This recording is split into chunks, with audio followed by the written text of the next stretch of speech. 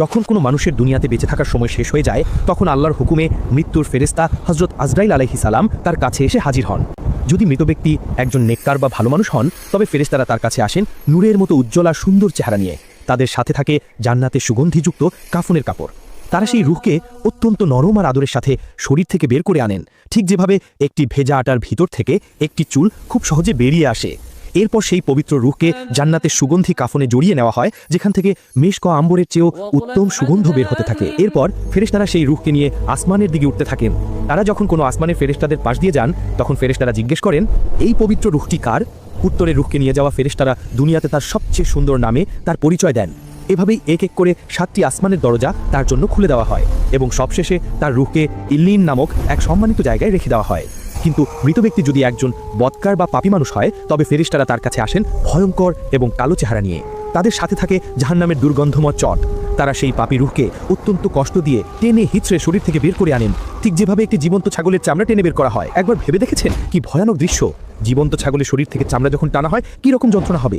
ঠিক সেইভাবে ওই পাপীদের রূহ বের করা হবে, এতে শরীরের শিরা উপশিরাগুলো ছিঁড়ে যায়।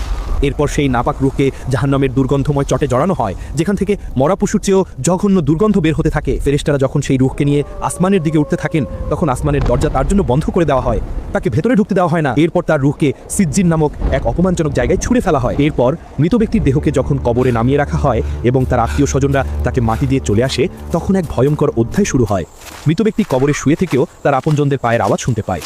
যখন কবরের কাছ থেকে শেষ ব্যক্তিটিও 40 কদম দূরে চলে যায় তখন কবরের মাটি তাকে এমন জোরে দুই পাশ থেকে চাপ দেয় যে তার বুকের এক পাশের হাড় অন্য পাশের হাড়ের ভেতর ঢুকে যায়।